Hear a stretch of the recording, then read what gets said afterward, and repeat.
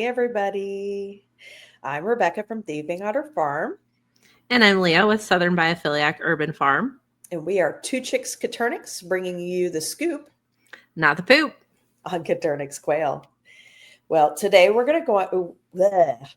Let's start that again. All right, here we go with the editing. Today we have another 2 cents with two chicks, and we're going to talk about large breeders versus small breeders and kind of the pros and cons of each. I started out as an itty bitty small breeder, like 12 birds. Yeah, I was really small too. And now I don't know that I would consider myself a small breeder anymore. And I think it would be fun to talk about how things have changed. And maybe what the pros and cons of like being a small breeder or buying from a small breeder. I think that'd be kind of fun to talk about. Definitely. So, all right. One of the things that people talk about is that a small breeder might be more hands-on with their birds. What about you, Leah? Were you more hands-on when you had a fewer number of birds than you are now? Um, I would say in the very beginning, yes, just because like they were new to me and I was constantly holding them. But I mean, as time went on, not so much.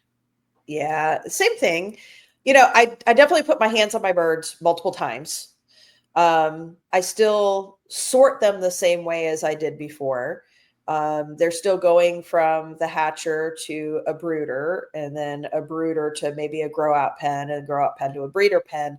And during each stage, I'm still putting my hands on them the same way as I did, when I was a small breeder. So I don't think that has changed for me.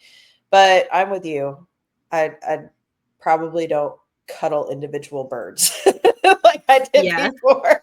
it doesn't happen too often. I mean, there's always a few special ones, but So people might say, okay, if you're not as hands on, are you doing as good of a job breeding as you did before? What are your thoughts on that? well, I mean, you can still tell the temperament of a bird even if you're not handling them on the daily. Hmm. So even those movements from moving younger birds from the brooder to, say, a grow out pen, and then that final sorting, once you're taking them out of that grow out pen to a breeder pen, you're handling them and you're seeing how they're reacting to that. Absolutely. And I'm still walking by the cages and, noticing behavior. I might have more cages, but, I can still spot when there's somebody chasing other birds around and being a menace and Or remove that bird. they'll let you know it by the little noises that they make too. Absolutely. So I don't think we're lacking there. What about, are you still taking the same amount of time to, look at their confirmation? Oh, definitely. Hmm. Yeah, I mean, every bird still gets the same assessment as when we were super small. I agree. I, yeah, now it just takes longer. Yeah, a lot more birds to go through. I used to sort birds in like 15 minutes, and now it's 15 minutes per cage, and there's lots and lots of cages. So, Right. yeah. Um, Plus, as you know, as I've been breeding and finding out what I am looking for, it does go a little quicker because I know what I'm looking for. Absolutely. Okay, so we're talking about sorting birds and stuff like that. So one thing that I think is an advantage that I have now that I'm a bigger breeder versus when I was smaller is I'm able to hatch out more chicks to select from. So Yes. if I have like a breeding project going on, instead of like having, like 5 birds that I was breeding, well, now I can breed, you know, 30 birds or 100 birds and collect eggs from them and then be able to select even more carefully, because I have more to choose from. Would you agree? Definitely. Yeah, definitely. The more you have to choose from, just better the stock gets over time and quicker. Yep. Now, I will say you still can do it on a small level, Hmm. because I still have breeding projects where I started out with two birds, just a pair, and went from there. And it just means that I have to hatch out every single week and just keep building them Every up. decent egg. Yes. Yes, so you still can do it.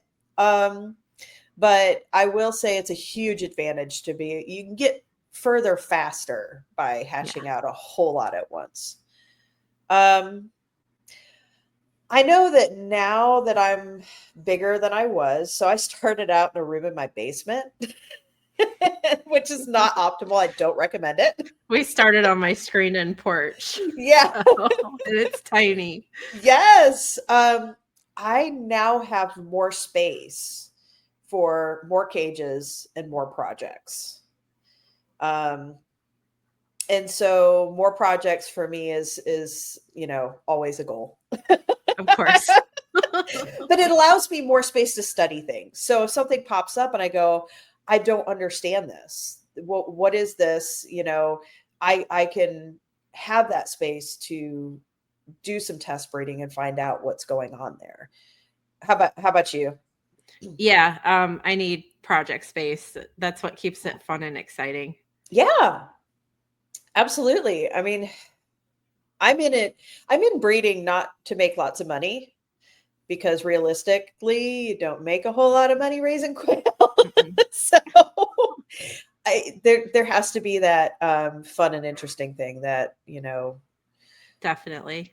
testing things, breeding things, looking at things, this test breeding American pansy with you and Jen Jordan has been a fun A adventure. lot of fun. Yeah.